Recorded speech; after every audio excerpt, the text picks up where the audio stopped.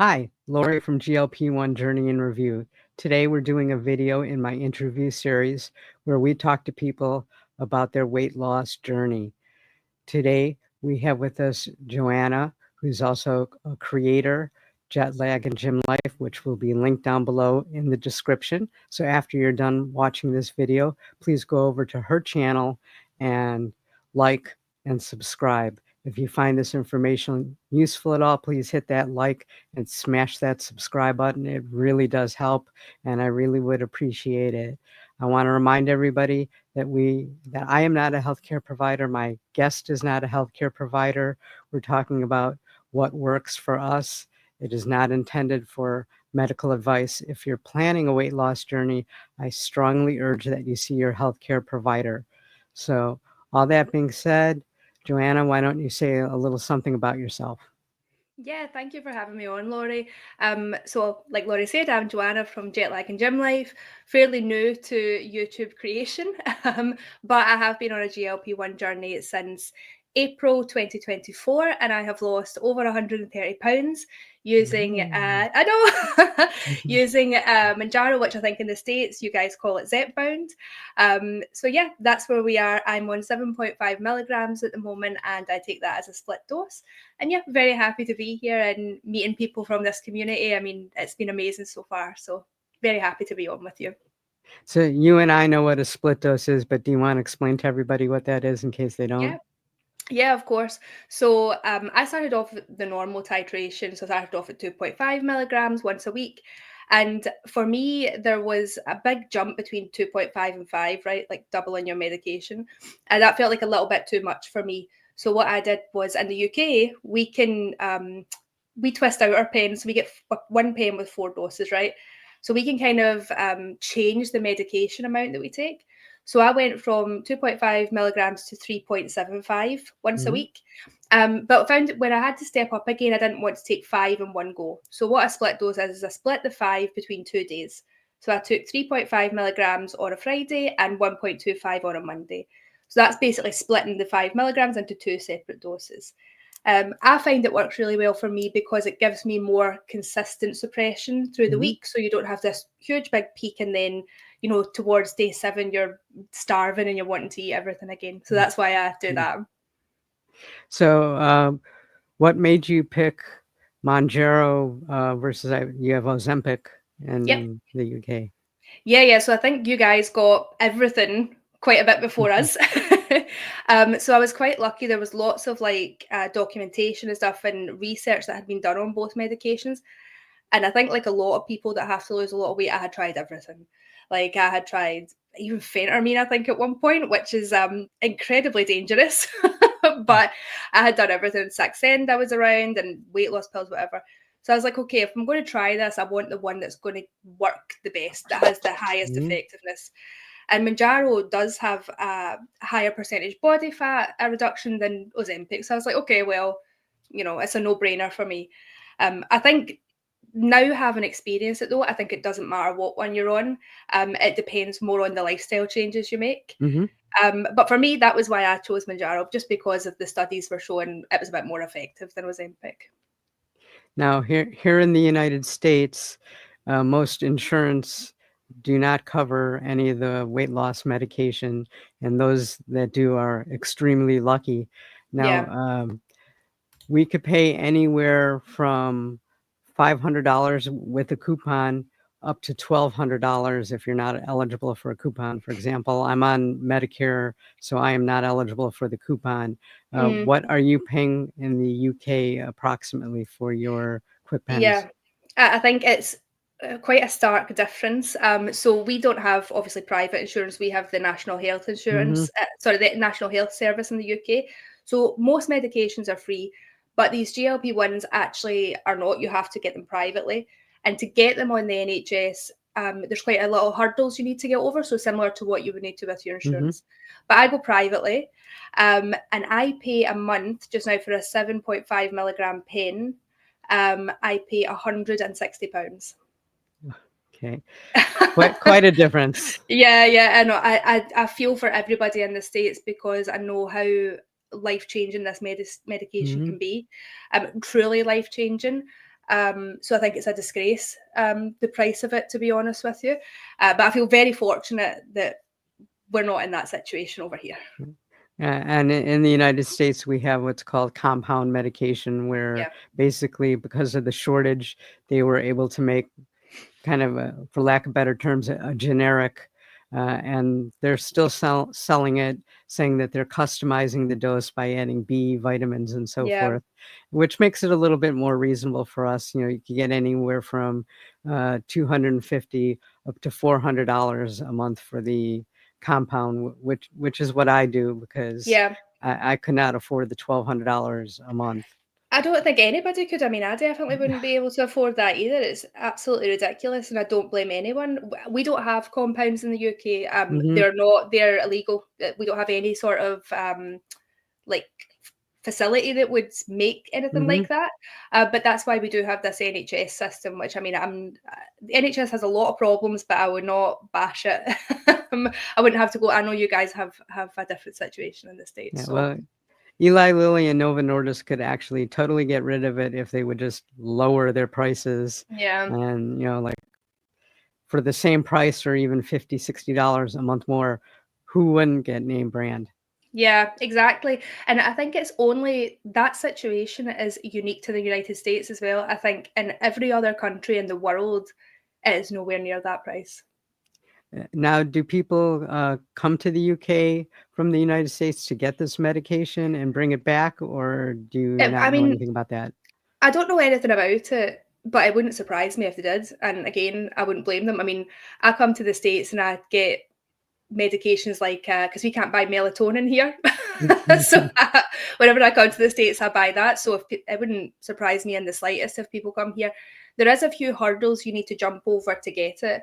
Hmm. Like we don't have as big of a black market as there is Hmm. in the States. I know there's a lot of like beauty clinics and stuff in the States, I think, Hmm. selling kind of black market stuff. We don't really have that, probably because of the price barrier. Hmm. So if you go through a pharmacy, you do need to verify your height and your weight, and they take you through kind of that process. But it's fairly easy to get. So, I mean, I wouldn't blame anybody for doing it. Come and get like 10 months supply and take it back with you for the price of 1 month. Now, are the visits, similar to like a telehealth type thing where it's Yeah, so it's very much like telehealth. You have like a video call. They'll like see you get on the scale and verify you. This is a new thing. At the start, it wasn't like that. You just sent in a picture Mhm, of yourself, but the regulations have become more and more strict. Which, to be honest, I don't think is a bad thing. mhm, Where they do a call with you, you jump on the scale, they verify your height. Um, they're not asking for blood tests or anything like that at the moment. I do that anyway because I think it's just good to do that if we're doing absolutely. this to be healthy, but that's definitely coming. Um, so yeah, it's just video call, very easy, over in like 5 minutes, but makes me feel a bit better that they're doing that sort of thing and being responsible.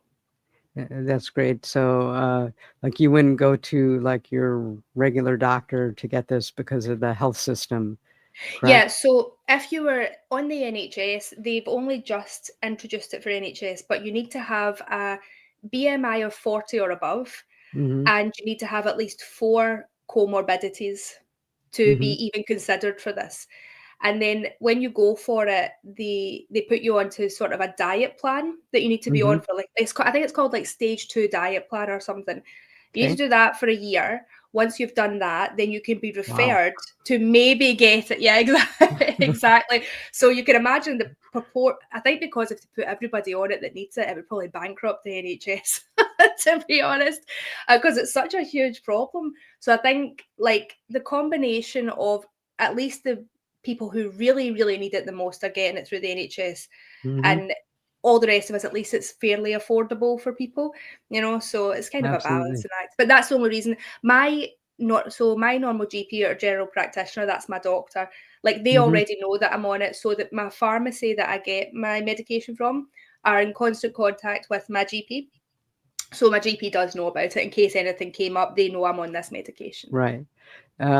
So if you're getting it privately, and you have to do these, video, whatever Yeah, like visits or video calls. whatever you wanna call them, Yeah. do they have a plan for maintenance, or do they have, like, a set, dose that you should titrate up, or is it all So totally individual?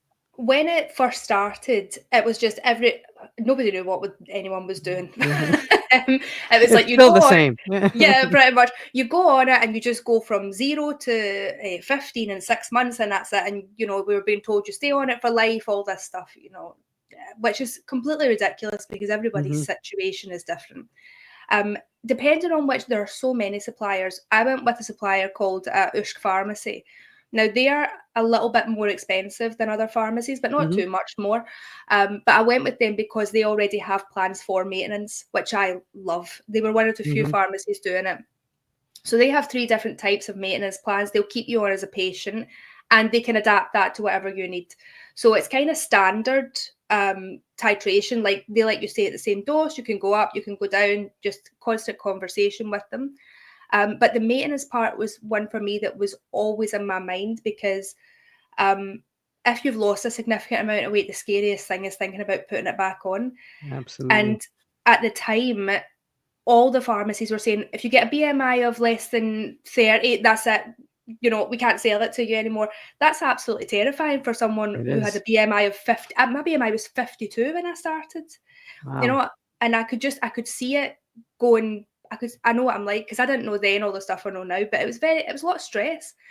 So Ushk said, well, here's 3 maintenance plans. When you get down to a BMI of 30 or below, we'll work with you on what your maintenance looks like Mhm, because I think for a lot of us, this is something that's going to be with us for the rest of our lives. Like in some form, absolutely. maybe not 15 milligrams for the rest of your Right. life, but like, I always think if I go on holiday, it's very hard for me to get back into a routine, which starts then the bad cycle. So if I need to take 2.5 milligrams for a couple of weeks to get myself back on, Mhm, that's what maintenance looks like for me. So just now in the UK, maintenance is a mess, except from the pharmacy I'm with, as far as I know. And that is very, very individualised. But I think as more people get to go away, more pharmacies will start to do these sort of maintenance plans. and I'm on maintenance now, and to Mm, me, that's, like, one of the hardest thing because there isn't a definite guideline, yeah. and, like, first they say, "Stay on the dose that you were on," and I tried that, and I tried to increase my calories somewhat, but, Hmm. you still have the appetite suppression, Yeah. and I was still losing weight, so, I slowly, titrated down a bit, until I got to a somewhat happy place. Hmm. I was gonna split dose because my last day, I get pretty hungry, but I Hmm. haven't really gained weight, so, Mm, I was kind of okay with that, and yeah. then I'm like, "Do I go every 10 days to every 2 weeks?" I mean, there is no set plan. Exactly. I think that's the thing though. I don't think there will ever be a set plan. It's always Right. just depending on what you need. Um, I also like I don't know about you, but I quite like feeling the hunger come back a little bit so I can Mhm, teach myself how to deal with it. mhm. Um, you know, for I don't know about you, but for me it was so I didn't realize how overwhelming my desire to eat was all the time. Absolutely. And that's Well, the only way I can describe it. It was so all consuming that I didn't realize how bad it was until it was gone. the food So noise. yeah, exactly, Like, I couldn't even concentrate on going I go to Florida quite a lot on holiday, right? That's where I'm from. I love Disney World. I've been going there since I was 9, right? And we're going again in December. But whenever I would go on holiday, I couldn't even enjoy anything because I'd be like, "Right, where are we gonna eat?" Like, I thought Mhm, that was I mean, it's normal to an extent, but not to the extent that I was doing it. And so I think, like, for me, I like letting the hunger back in a little bit at a time mhm, so that I can then be like, okay, this is what this feels like and learn how to deal with it properly and learn what foods to go for. So even that is a part of that could be a part of someone's maintenance journey though. mhm. And Absolutely. I really like what you say about titrating down because see this idea of going from high suppression to nothing, that is going to set people off Mhm. right back to where they start. I mean, it needs to be this is all like a very slow process, and it's about learning what works for the Right. individual. What did you get to, if you don't mind me asking? I take, tirzepatide, Uh-huh. and, my dose that I stopped was at 10, Mhm. and I went down to 7.5, and, like I said, had no problems, so then I tried to go down to 5, and the Mm. food noise was just coming back a little bit too strong. Like I said, I Yeah. wasn't really gaining weight, but I feared it because the noise was Yeah. getting kind of loud. So I kind of slowly went back up to 7.5. I'm staying there for a bit. And because I'm on a compound and I could adjust my dose similar to your Mhm. quick pens, I may slowly start to go back down again. Mhm. Like I Yeah. said, or stretch it out a little bit, because Yeah. I'd like to take as little as possible, just with any That's medication. I don't know if you've ever seen the Dr. Tina Moore. She's on YouTube as well. Mhm, So I love her. She is like my North Star when I started because there was nothing in the UK, like nothing last year, because it only came out last February in the UK, I think. So I was one of the earlier people that took it because I was like, I've tried mhm, everything. I might as well try this as well. Um, but she's very good at talking about getting down to the lowest dose you can get to, and like that is the aim. But if people need a little bit more support in the meantime, mhm. like, I mean, I've got to assume you feel so much healthier now than you did before. I know Oh, I certainly do. absolutely. So I would never go back if I have to pick one or the other. It's going to be being on this medication rather than Right. being, I was 323 pounds at my heaviest, Mhm. So yeah, Yeah, I don't know about you, but I plan on probably being on this medication or a similar medication for life. I think And I think for me, I don't want to be on it. I don't want to feel like it's a crutch to me for the rest of my mhm, life. I want to use it as a tool the same way I would mhm, use, like painkillers like paracetamol. right, When I need it, I will use it. I have no problem using it. But if I don't need to, then I'd rather not, you know. But I'm not naive enough to think I'll never need to go back to doing this and being mhm, on it every week. Like that's a very naive way of looking at it, I think. right, And that's why I think maintenance needs to be so individualized mhm. because some people might need to be on 15 milligrams for the rest of their life, you know? But it's got to be tailored to the person. Absolutely, because I know people that, have stayed on the highest dose and, just have changed out some of their carbs and some of their fats and so forth and Mhm. are maintaining fine. Yep. But then again, we don't know how long, that's gonna be, it might come a point, 8 months from now that, Mhm. you start losing again, Yeah. and then you have to do something about it, Yeah. you know? Yeah. 'Cause I actually the what I like is the strength training that's came with it though. Like so Mhm, with all this, I've done a lot of strength training. I think strength training helps you to maintain your weight as well because you're burning more calories. So like if you're right, then on a high dose and you're also burning more calories, that could be quite a dangerous situation to get to. But I think when you're on a high dose, if you're not mentally ready to come back down, it's so complicated. It's not just a case of okay, I get to my goal weight and I stop now. right, If you're mentally thinking, I need this to keep the weight off, like you need to stay on that until you're ready to start taking mhm. those little steps backwards. It's all a kind of ecosystem that works together, I think. So you brought up strength training. What do you do for your strength training? Yeah, so I strength train 3 times a week, well, 4 times a Mhm. week actually.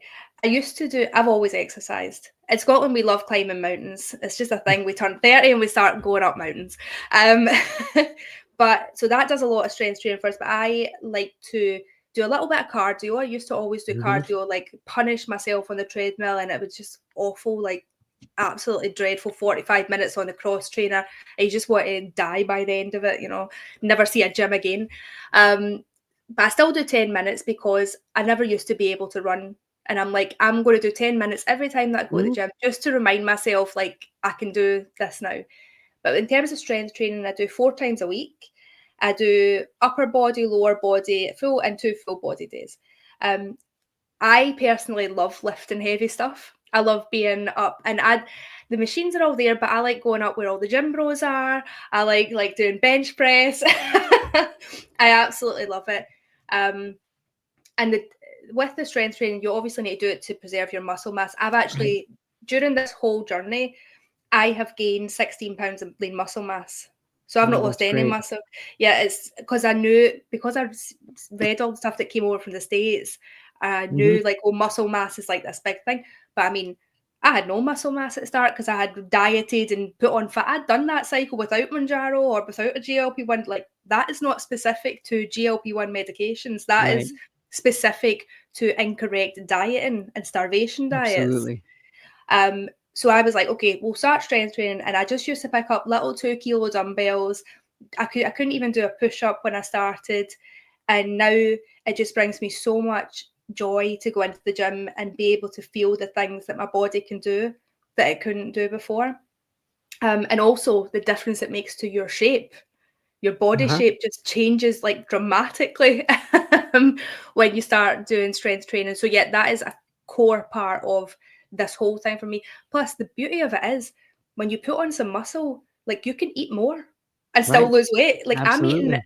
I'm eating now 1,600 to 1,800 calories a day, and I eat cheese, and I eat chocolate, and I eat potatoes, which I did not eat any of the other times that I dieted. So it's kind of like Right. a win-win situation. Absolutely. I'm kind of like in the middle of a pull-up challenge that like Oh yeah, 5 or 6 of us, because we read that 90 some percent of people can't even do one pull-up. yeah. Can you do And one?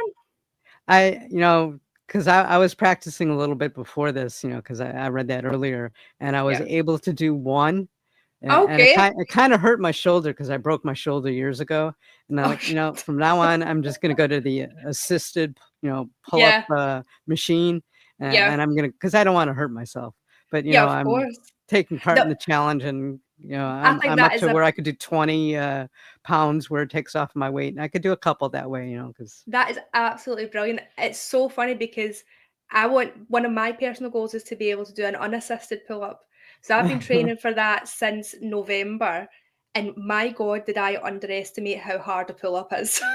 Absolutely, it It is is hard. so hard. And I do the assisted pull ups as well. I started off with an 86 kilo assist, Mhm. and I'm down to a 43 kilo assist now.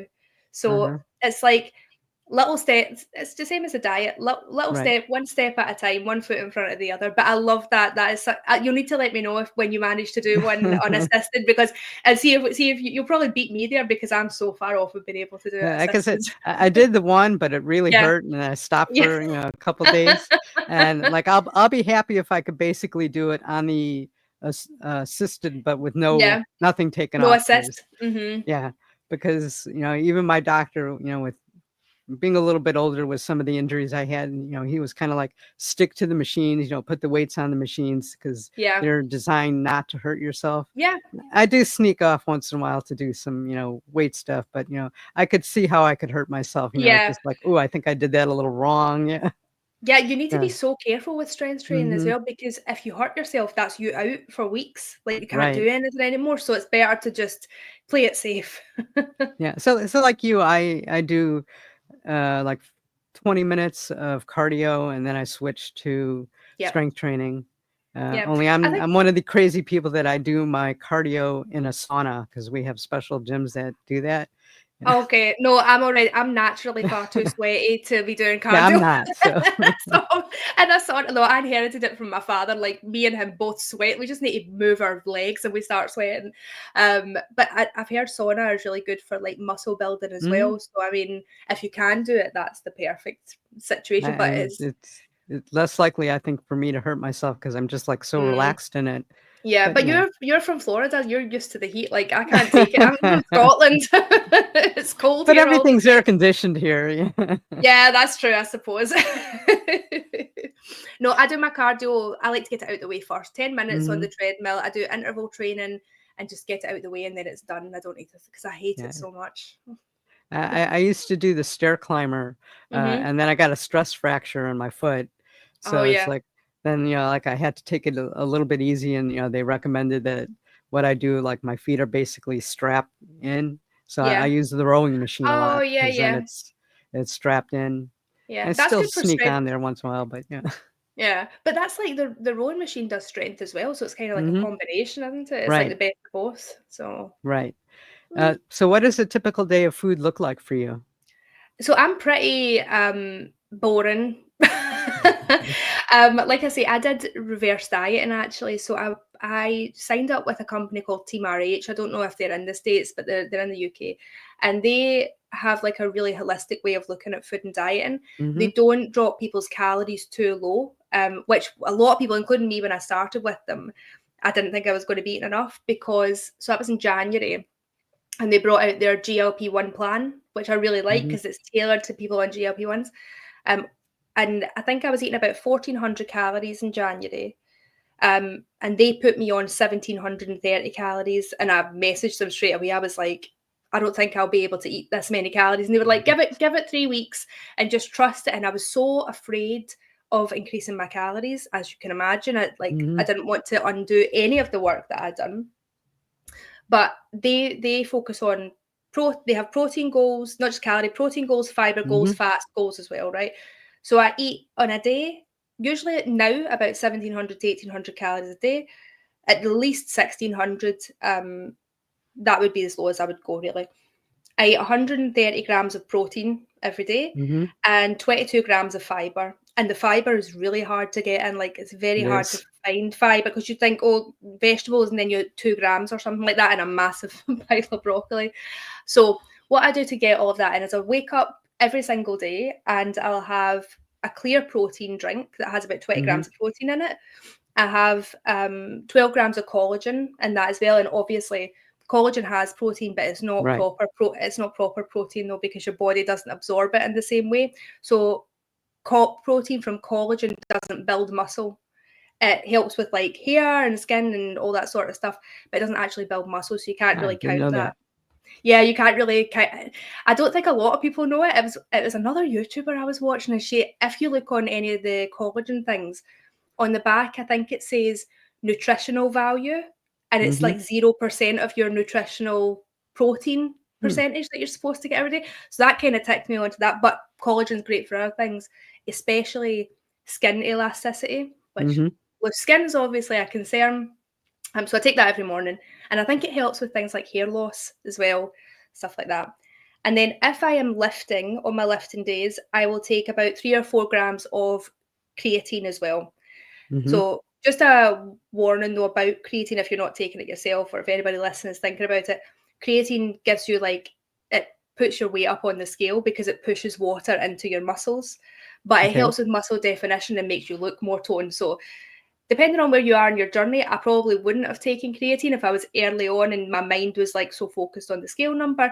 But once you're more focused on maybe toning and things like that and muscle building, creatine's great for that. Awesome. So that's and I have a Yakult as well. I'm sure you have them in the States, right? little daily probiotic, because at the very start, from watching that Dr. Tina, I learned about like your gut microbiome and how bad your gut health can be. So I wanted to try and fix that. That was part of that, and it's just kind of stuck with me. So that's what I have every single morning, with or without creatine. And then every afternoon, I try and get my fiber in. So I found the best thing for fiber is raspberries and blackberries. They are full of fiber and they have next to no calories in them, and berries are great for your skin. So I'll have about 150 grams of raspberries, 150 grams of blackberries, and I'll just put some clear honey on the top, which is great for like immunity health and things like that. A little bit of honey on the top. So that's usually my lunch. And if I'm short on protein for the day, I'll maybe have like a couple of bits of like cooked chicken or something like that with my lunch, but it depends on what I have for dinner. And then most of my calories are eaten at dinner time.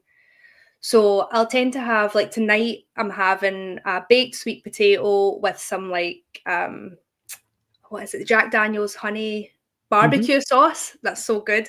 Loaded up with a big pile of veggies, peppers, onions, salad, a big chunk of protein cheese, because I love cheese now. I have it every single night.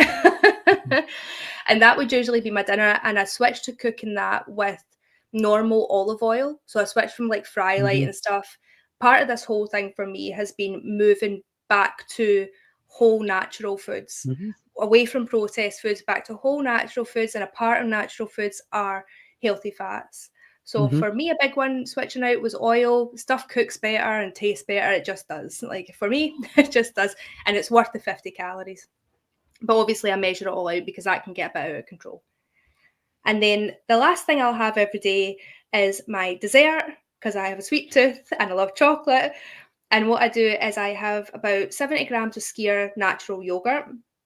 And we get these things in the UK called they're called the coconut collab little chocolate pots. So they're tiny little pots, about 45 grams of like white chocolate or dark chocolate. I just dump that in, and then I dump in about 15 grams of protein powder, chocolate protein Mm-hmm. powder, mix it all up, and then I'll get whatever chocolate bar I want, not a skinny one, not a diet chocolate bar, like a Mm-hmm. full, full fat, unhealthy chocolate bar, and I chop it up and put it in, and I have that with some fresh cream on the top, and that's the way I finish my day every single day. Sounds pretty good. It definitely helps. You can if you want to make it sustainable for life, Mm-hmm. you can continue to deprive yourself of the things you want, because eventually, like I've done it so many times before, I've lost 60, 70 pounds about 3 or 4 times before in my life through restrictive eating, and it has never worked. It has never stayed off. And that is the beauty of these medications, is they give you a chance. They give you a chance to like not be obsessed about food and to rebuild your life. Mm-hmm. So I took it. I took the opportunity, and now I want other people to do it and rebuild their lives and be happy. So, what was the craziest diet you were on before this? Oh God, I've done all of them. um, so maybe not the craziest, but the longest one I was on was Weight Watchers. Mm-hmm. So I did Weight Watchers. I don't know if you've done Weight Watchers before. I think everybody that has been overweight at some point has done Weight Watchers. So I did Weight Watchers the first time when I was 14 years old. Mm-hmm. Which is insanely young. That's how long I've had this problem. So I've been overweight since I was a young girl. I was 14 years old, and I blame Weight Watchers for a lot of my dysfunctional eating, because I Mm-hmm. think the way they don't teach you how to diet. Actually, that's the problem. They don't Mm-hmm. teach you. They make you reliant on a system that doesn't actually make any sense, right? So that was Weight Watcher. I did that for a long time, and everybody knows the problem, so I won't go into that. But the one that I did that was the lowest calorie was the Cambridge diet. Have you heard of that? No, I haven't. The Cambridge diet puts you on 800 calories a day, drinking nothing Wow. but milkshakes. Yeah. And I lost loads. Like I did that for my wedding. I lost about, 4 stones. So that would be what? Like 40 pounds in a Mm-hmm. couple of months, really, really quickly. But the problem was, like everybody's saying, the problem is with these GLP-1 medications, everything that I lost was my muscle, and I wasn't on a GLP-1. And so as soon as I stopped, as soon as I got to the point where I actually wanted to eat some real food again, it piled back on and it came on faster. So that was probably the most restrictive diet that I've ever done. I mean, the wildest one was the phentermine tablets, which I would not advise anybody doing ever, which I got from like a weird little slimming clinic in a place called Motherwell in Scotland. It was absolutely bizarre. So yeah, probably the strangest and most dangerous, and my mother would be horrified if she knew. So, what was your aha moment that made you go to GLP-1 medications? So I had always been dieting. I had even considered gastric sleeve surgery, and Mm-hmm. obviously, like here in the UK, we didn't really hear about any real people being on these GLP-1s. We heard about celebrities being on them, being on Mm-hmm. Ozempic, right? It was like during Ozempic, and um, my friend actually the Christmas of 2023 brought it up to me, and she's been friends with me for a long time, and she was like, would you ever go on one of these? And I said, of course I would go on one of them. What are you talking about? Like, I have no, see all this stuff that people talk about, like shame and stuff. I have no, absolutely zero shame about any of this. Like, in my opinion, it's not cheating at all. Like, Right. Absolutely. in my opinion, actually, I was fighting a harder, like everybody that's in the same similar situation that we are was fighting a harder fight than everybody. So actually, we are now just all at the same place as everybody else. We now have the same struggles that everybody else has when we're taking this medication. So anyway, she said to me, would you? I was like, of course I would. So then it came out, and I think it was like Boots Chemist had it or something. And I told my sister about it, and she was immediately like, Joanna, people have died on them. I was like, Boots is a really common pharmacy. It's like CVS or something. I was like, I don't Mhm. think Boots would be selling stuff if it's like killing everybody that takes it. Calm down. so it wasn't really an aha moment for me to start it. What my aha moment was when I started taking it. So when I took it, I'm not kidding, Laurie, like within about 2 hours, I knew it was working. It was so, and Awesome. I don't know if it was psychosomatic or if it was, but I know myself, I could eat through anything. Like Mhm. nothing puts me off food. I love everything. So the fact that it was within that couple of hours, just all of a sudden, I was like, I don't feel like hungry. I'm just not thinking about food. And then I had a really huge moment um, that it makes me quite emotional thinking about it. But I've cried so many times on the internet, I don't want to start crying again. um, but I was sitting and I used to drink like a cup of tea every day at about 3 o'clock just to try and like not make me eat between my Mhm. lunch and my dinner. And like I was sitting drinking this tea and I was like, why this tea tastes absolutely amazing? Like I don't understand what's going on. And then I realised because I wasn't thinking about my dinner. And that made me realise, oh my God, like it's not just that I like food, it's that I'm so obsessed with food, it has been taking things away from my life. It's been making it so that I don't enjoy parts of life to the fullest because I'm so obsessed with Mhm. food. So that's the moment that I knew, okay, like this is not, I'm not wasting this opportunity. I'd heard everything about suppression wears off and satiety wears off with these and they're Mhm. not going to work forever and all this. And I was like, okay, well, I'm going to make it work for me. Even if this only lasts 6 months, like this is going to work for me. I'm going to use this time. So that was a huge moment for me. So have you found that your taste buds have changed at all? Because there's some foods to me that just don't taste the same since I started. No, I still love everything. In fact, for me, it's made me love food more That's great. because I can enjoy what I'm eating in front of me because I'm not thinking about what I'm going to be eating like next or what the Mhm. next cake is going to be, and I'm not eating for. It wasn't like I didn't emotionally eat it. I mean, I ate for everything, right? So probably did emotionally eat as well, but it's I was never present in the moment enough to enjoy it enough, you know? Mhm. I was just more feeding myself to feel full rather than to enjoy the food. And what these have done for me is actually made me be able to slow down and enjoy the food that I'm eating in front of me. Mhm. So unfortunately, no, it's not put me off anything. Like in fact, I think if anything, I love chocolate even more now. So have you had any side effects from the medication? Um, Not really, no. I've not had That's I great. had I don't know about have you had any or did you I suffer I from them? really haven't. I'm one Yeah, of the lucky few, yeah. and my wife is also on it, but she's on the Mounjaro as opposed to Zepbound, which are basically the same thing here. Yeah. One's for weight loss and the other's for diabetes. Mhm. And um, she has constipation from this. Mhm. And I think part of it is the fact that sometimes she doesn't drink enough, but It she's could also had constipation throughout her life. So, Oh, yeah. It could be the fiber as well. So I was constantly worried about constipation. Like I was so paranoid about getting it. Like it's just I did not want that to happen to me. So I made sure that I hit fiber. Like I at mhm, the start I wasn't hitting it because my calories were lower. I wasn't hitting fiber naturally through eating. Like now with the raspberries and blackberries, like I hit my fiber goals no problem. But at the start, I was just taking fiber supplements because mhm, I was like, that is not that would put me off it because it's so uncomfortable. Like I do feel for anybody who suffers from that. But other than that, no, I've not had any other side effects. But I think, to be honest, I think some of the side effects maybe come through diet because you're so right. restricted.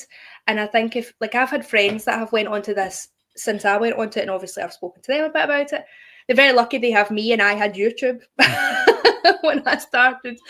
Um, and I do say to them at the start, just be really aware because it does make you. It's not that it makes you not want to eat. You just have no desire to eat, like you can forget to eat sometimes. So I think when you're so restricted, that of course has effects on other parts of your Right. body and things like that. So it's just something to be really aware of when you start out, and as long as you've got a plan, you'll be absolutely fine though. But Yeah. the side effects. I seem to have noticed from, people, on my channel and other people that I talk to that because of the appetite suppression, they Hmm. don't get enough calories.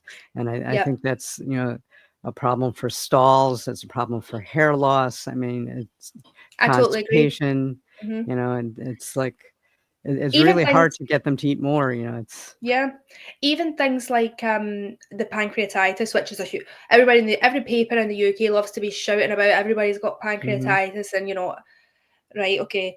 But I don't think that's the case. But we have sensationalist newspapers in the UK. Even pancreatitis and gallstones are caused through diet. They are not caused through these medications.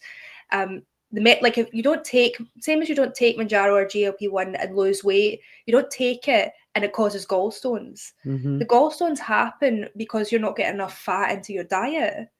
It's a knock-on effect. and Pancreatitis. hydration too. Exactly. Pancreatitis can happen because you're losing weight too fast. Like, hmm these are all things, but I can understand why people had them at the start, and even now, because there is not enough information. Like, I mean, level-headed information out hmm there. Everything is always sensationalized. It's always the very worst or the very best. The majority of people will be in the middle somewhere, and they just need a Absolutely. bit of help on how to get there. That's why I started my channel, because so when I started taking this, I said to my husband, if this works for me, I'm telling everybody about this, Absolutely. because I went through that for too long. I'm not having it. The other people are going through that and they are feeling ashamed of it. So if this works, I'm telling everybody. And then he was like, well, it's either now or never, sort of thing. So here we are. So what do you think it's gonna take to get the bad stigma, away from this? Because a lot of people don't understand that obesity is an illness, and Hmm. it's not our fault. Hmm. I don't see, I'm not too sure. I don't think obesity is any individual's fault, but I do think it's the individual's responsibility. So I mean, I suffered from, I was 8 years old. I can remember being overweight, right? But I've Mhm, never felt like it wasn't my responsibility to address that problem within myself. It was just extremely hard. It is hard, and I think I don't like saying it's not anyone's. I don't feel like it's my fault, but I also feel like it was that's my not. responsibility. So I don't want to take that away from anybody. I also want people to feel empowered, like they can fix it. Mhm, I think the stigma is actually coming from other people who are projecting onto people on GLP-1s. Like, just because you're projecting that this is a cheat onto me doesn't mean it is. It doesn't mean that I am. And I think the only thing that is going to get rid of it is people who are successful and doing it correctly, having the courage to admit it. When I started, I told very close family and friends about this, mostly because I was aware of the stigma, mhm, but also I didn't think it was going to work, to be honest. Um, and I didn't want anybody having an assumption about me or saying anything that would put me off doing this if it was working. mhm, Because, and I think that goes for anybody starting this, if you're starting this, you're the most important person on the journey, not what anybody else thinks. right. But now, people like yourself, like me, who are into this, who are feeling confident about what it's done to their lives, people like that need to speak up a little bit to help Mhm, other people, I think, to not be ashamed. Like, I'm not ashamed in the slightest that I've done this, mhm. but there's so many loud voices that have been talking about this in the wrong way. It's going to take other loud voices talking about it in the right way to take away the stigma, really. And Yeah, being proud of it, like, I'm proud that I did me that. too. Yeah, exactly, like, I took control of my health, I took control. This is why I Mhm, don't like saying it's not, that's why I want to always feel like I was morbidly obese. I mean, I'm not ashamed of that, because I felt like I was always fighting against that. I was always fighting against it, and I never let it limit me in my life. But it was still my responsibility to do it, and I did it. I took the step to take control of my health and my life, and I mhm, think that's the way everybody should see it. If you're doing that, you should be right. proud of yourself. It's a Yeah, bit I know. Scottish pride. I know when I first started taking the medication, like, I let everybody know, and I was really surprised because I work in an outpatient clinic, Mhm. and there's probably like 20 of us that do this because we have multiple locations, and like 6 or 7 of them said, oh yeah, I'm on it too, but I just don't really tell anybody. And Yeah, so it's exactly. like, Loads of people will be on it. Um, I think it's a personal decision whether or not you tell people you're on it. And no, absolutely. I don't think anybody should feel under any obligation to tell anybody they're on it, especially at the start when it's such a pivotal time in your like, I hate the word journey, but there's no other word for it. I've said journey Right, more there times. is. But it's just such a pivotal time and such a sensitive time. Like if I had told I'm quite a strong-minded woman, right? But if I Hmm. had told other people and felt a stigma around it, I don't know if that might have stopped me doing this. And my life is like, I can't even describe how much better my life is and how much Hmm. freer I feel. I don't really do that much different. I still travel before and did all that, but I'm so much freer now. And if someone else's opinion had stopped me doing this, I think that would just be such a shame for Absolutely. me and for anybody else. So I think it's a personal choice whether you tell people, but also I don't want to hear your opinion if you have something to say about it. Like you're entitled to it, but I don't need to listen to it and I don't need to agree with it. So Yeah, really, my opinion is if I mention it and you don't want to hear about it, just tell me and I'll stop yeah, telling you about it. exactly, It's like, exactly. No, 100%. Like I feel exactly the same way. And actually, I find that, to be honest, I thought it was going to be I would have more people having more opinions about it. mhm, But nobody can say that this is an easy fix. And if they do no. say that, it is pure ignorance. Pure ignorance. Either that or it's just rude. It's one of the two things. But I think a lot of people are ignorant about it. And I think the media has a lot to blame for that, especially in the UK, because I mean, all we're hearing is people are coming down left, right, and centre with gallbladder problems. The latest thing was about I had somebody say to me about the NHS, and the thing is, by taking these medications and taking control of our health and losing the weight, we're actually alleviating the pressure. We're Mhm, alleviating a lifetime of problems. We're alleviating diabetic medications that would come through the NHS. We're stopping joint issues. Like we're it's helping the situation. It's not actually right. adding to it. So, just we need a few more voices. But I think it's so early on in the lifetime of the drugs that not a lot of people are there yet. Not a lot of people feel confident about it. I understand. So Have you followed any of the new medications that are supposed to be out in the next year and a half? yeah, yeah. So I know about retatrutide and is it cagrosema as well? Right, and, Yeah, or forglipron, which is an oral pill. yeah. I think I don't know because see, from my experience, I like to only speak from my own experience. Mhm, Um, so obviously, Mounjaro, tirzepatide has worked extremely well for me. So mhm, I would be a bit cautious about adding more hormones in because obviously, like retatrutide has 3 hormones in it. But mhm. so I can't really speak to it.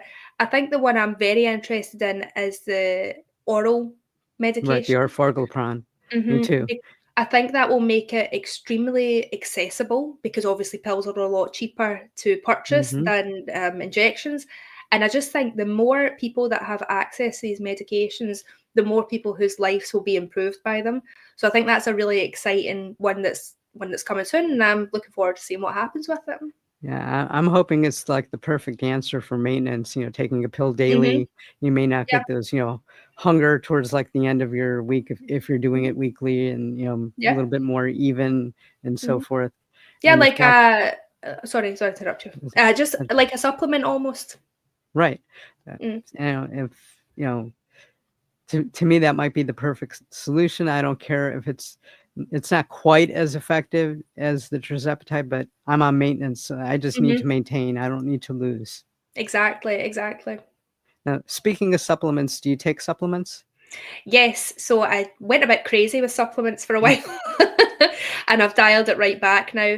So I take the usual ones, like I take vitamin. I mean, I live in Scotland, so maybe you don't need it in Florida, but I need a vitamin D supplement. We do. I take the one that is really, really, so I used to take fiber supplements as well. I don't take them now.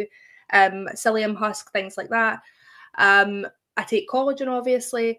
And the one that I've found that actually has been great for me was magnesium. So I do take a Mm-hmm. magnesium supplement. I take 2 at night and 1 in the morning. That's really good just for general metabolic health and actually Mm-hmm. helping with muscle recovery if you're exercising. Right. I know it helps with your gastrointestinal issues as well and sleep. So Sleep. magnesium is the big one. Yeah. I don't really take too many other supplements. Like I say, I've dialed it back quite a bit because I was taking biotin and everything. I It, took fish oil tablets for a while, but I stopped doing it. it can make for some very expensive urine. Yeah. Yeah, exactly. So let's talk a little bit about your channel. Mhm. What kind of videos do you do? Just updates, informational? To be honest, I don't really know what I do yet. I only started it 2 months ago. Uh-huh. And like I say, so I have a big goal, right? I want to get my boobs done. Like, I'm very honest about everything. They turned up when I was 14 and they've just never been great. And now that I've lost all the weight, I want to get them done. So I was like, okay, I want to get my surgery next year because I get to get my BMI under 30, which is a bit ridiculous, but whatever. Because obviously BMI is so imperfect. But Mm-hmm. anyway, I need to get that done. And I was talking to my husband. I said, if I don't start this channel, I'm going to be done already. So I started the channel mostly to document the process from now until then. Mm-hmm. But then I also like doing like a little bit of skincare, a little bit of exercise, a little bit of weekly vlogs. The main things I'm going to be doing though is talking about like diet and exercise, health and Mm-hmm. lifestyle changes. I want to do videos like my most recent one, which quite a lot of people have watched, and I'm quite stunned by that, to be honest. But just sharing the reality of this, Mm-hmm. sharing the reality of being on a GLP-1, showing that, it's not life in a dungeon, not never been able to eat anything and being sad, because I think that people think that, and just sharing my tips for what's worked for me and hoping that helps somebody else. And I just want to create like a little community that feels safe for Mm-hmm. people to come and speak and not feel any sort of shame over it and not feel so alone. So when people are done watching this video and like it and subscribe and then go over to your channel, is there a particular video that they should start off with? Well, the one most people seem to like is my 11 tips for what I wish I knew before I started Mounjaro. A lot of people seem to have connected with that one. Mm-hmm. People who are, I got a really nice comment that was from someone that said they just felt very like validated in their Mm-hmm. feelings. So it's good for that. But if you're starting, it's also good for a couple of tips and stuff. And then I've got a couple of weekly vlogs that people can watch if they want. So it's a little mix of everything, but hopefully I'll be adding a little. There's only about 15 videos. So hopefully I'll add a bit more over time. So speaking of starting, knowing what you know now, what would you have told yourself back when you were starting? I think I would have told myself, don't be afraid of food. Don't be afraid of eating. Because that was a huge hurdle for me to overcome when I was reverse dieting. Trust the process. Don't try and do what you've done before. Mm-hmm. Um, this is going to change the rest of your life. Is what I would have loved to had I would have loved to have felt like that at the start, and just trust it. Just trust it. The That's process. very good advice. Yeah, fall Now, back in love with food. now, I can't talk to somebody in the UK without mentioning the golden dose. Oh yes, of Do you course. use your golden dose? Of course I use my golden dose. I'm not throwing that away. Yeah, so do you want me to explain what it is? Sure. So in the UK, in the quick pens, we have a certain amount of liquid that is supposed to be used for priming our pens. So each quick pen is supposed to have 4 doses, but they put so much liquid in it, there is a 5th golden dose in it. Now you can twist it out with the quick pen. The manufacturer's cottoned onto that and stopped that. But what you can do is draw it out with a syringe. So actually, out of every pen, instead of 4 doses, you get 5 doses. Obviously, it's not manufacturer recommended to use that. Pharmacies do not recommend it. I do not recommend it. It is just what I do. But I have used that every single month. I've never thrown it away. Yeah, it's funny because I did an interview of a guy in the UK who is a paramedic, Mhm. and he goes, "Because of what I do, I don't use it, and I can't recommend it, obviously, Mhm. but that might change." And then, like Mm. a week after the interview, there he is doing a video on how to use the golden dose. Yeah, exactly. Like, I think it's, I mean, for God's sake, it's ridiculous. Like, even then, so the one thing I do stick to within the manufacturer, within Eli Lilly guidelines, is using it within 30 days. So I don't really like the idea of getting like a 5 milligram pen, and if you were taking 2.5 stretched out over 2 months, that's a little bit too, because obviously you can get bacteria in there and stuff. But even with the golden dose, you're still within the 30 days. You're at day 28 by the time you take it. Mhm. So you're still within that guideline. It's part of the rest of the liquid that is in the pen. So I mean, it's quite ridiculous. I mean, I don't know who they think they're talking to. Like, we're all adults here. But I've used mine. The only thing I've found with it is that towards the end of my pen, so you probably won't find it. Well, maybe with compound actually, but in the Right, US, we obviously, get it's just, extra in the compound. yeah. But even in, but in so the thing is, in with the Zepbound pens, I know it's 1 pen per dose, right? The thing Mhm, is with the quick pens, I don't know if you find this with the compound, towards the end of the quick pen, I find the efficacy is less. So, like dose 4 and dose 5, I find it's less effective than doses 1, 2, and 3. And I've found it with every single pen I've used, and I've used, oh, like 12, 14, mhm. 17 Hmm. now, whatever it is. Now, I quite like that because, like I say, I'm trying to reintroduce hunger into my normal way of living. But every single time I'm on dose 4 or 5, I'm like, oh, well, I just go up because I can feel it not working as well. So, if anybody's thinking about using it, like, just be aware it might not be quite as effective. I don't know if that's the same with compound. I haven't noticed it, but, like, but, the whole thing comes in a single Yeah. vial, and, like, I do shake the bottle, you Yeah. know, or Yeah. so, I don't know if that makes a difference, but I don't know. It's just, it could also be me just imagining it. So, so do you have a favorite injection spot, or have you noticed any differences in the injection um, spots? So I have injected in all of the spots. I Mhm. started off in my thigh, then went to the back of my arm for a while, but now I just do it in my stomach every week. So I just do it, like, rotate it around my stomach. Right, that's what I Um, did. yeah, I feel like it's equally effective in all the injection sites. To be honest, like, I've never really noticed too much of a difference. I think the absorption from the studies is best in the stomach as well. Anyway, Correct, that's what I've um, read. yeah, so I just do it, and also there's the most fat there, so it Because works I've for heard me. people say if you're having side effects, use the back of your arm, Yeah. if you want more appetite suppression, use your leg, I'm like, "Really?" Yeah, for me, I'm just like, but as well, like, so much of this is is in your head. I'm convinced Mhm. that so much of it is in our heads. Like, even for me, like I say, with the end of the pen. So, I mean, if it work, but just do whatever is working for you, is what my mantra is. If it's working for you, keep doing it. So does your family eat the same foods as you do, or do they eat differently? So there's only me and my husband Mhm. in the house. We tend to eat different meals, but we cook together. So Okay. I've tried to get him onto high protein.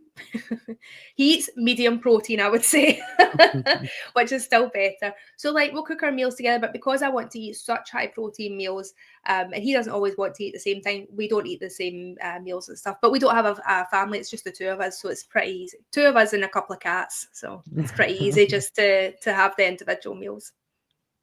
So is there, anything that you've, not typical that you've noticed? Like, for example, for me, since I don't have the food noise, I found that my head is a lot clearer because Hmm. it's taking up less space. Is there Hmm. any unusual side effect like that, that's benefited you that you've noticed? I mean, that is the number one thing, right? Like, it was actually quite scary for me when it first happened. I don't know how it was for you, but my typical weekends would be, I'd get up and I'd be start planning what I was going to have for dinner on a Saturday because that was my Mhm. day. I could eat whatever I wanted, and I'd have maybe a drink or something like that. I drink a lot less now. I still drink. I'm Scottish, but Mhm. I drink a lot less than I used to. But on on the first couple of weekends, I was kind of lost about what to do. Like, I didn't know, how do you fill, like, all that, so much time was spent thinking about food, thinking about preparing the food, looking forward to eating the food, and then feeling full from it. So much, and then all of a sudden you've got all this time where it's the same thing as what you were saying. Your head is clearer, Mhm. and but you need to find ways to fill it. So how I decided to fill it, first of all, was I got a nice skincare routine, which was quite nice. But now that's progressed to activity. So I really enjoyed doing activities with my husband, going Mhm. on long walks. Like, we climbed a mountain, which was amazing. Um, so doing these things and just broadening your life with the time that you've got back, that's been the biggest plus point for me. And everything else is secondary to that. The biggest plus point is the time and control in my life that it's given me back, that I've Do you think taken back. That's great. Do you think that celebrities that have been, not really endorsing, but have, admitted to be using the GLP-1s is gonna help break some of this stigma? Or do you think it's gonna make it worse that, only the rich could afford it or Well, see, we don't really have the same situation in the UK, but I don't think celebrities help anything, if ever, to be honest. I don't think, I don't care why people want to use these medications. See it like, I'm not precious about it. See, if you want to lose £10 and you use it, like, Mhm. whatever, it's completely up to you. As long as you do it Right. In fact, see, even if you don't do it responsibly, that is absolutely none of my business either. None of this is any of my business. What I don't like is when people who have platforms spread information that is not truthful about Mhm. it. I don't think it's a good thing when you see certain celebrities starving themselves, especially for young women. I think that can be extremely, like, the era I grew up in was all about appetite suppression and eating as little, skinny chic. Do you know what I mean? I would Mhm. hate to see, because of the cult of celebrity, young women start going back to that and start using these sort of medications inappropriately. So, I mean, I suppose that answers the question, that no, I don't think it will help. I think it will probably do quite the opposite. But that's why we need real people and real stories and healthy stories, and using it in a healthy way. Absolutely.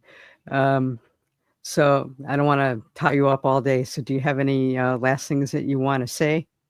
No, just thank you so much for having me on. And this community has been amazing.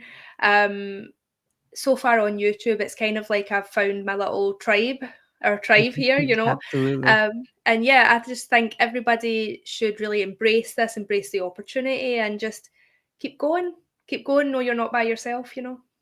Absolutely. Support is very important in this process. And, Hmm. I think it's great that a lot of YouTubers are actually uh, doing this and having support groups and so forth, because not Yeah, everybody's lucky enough to have a community nearby in person yeah, to support them. So I thank you exactly. for your time.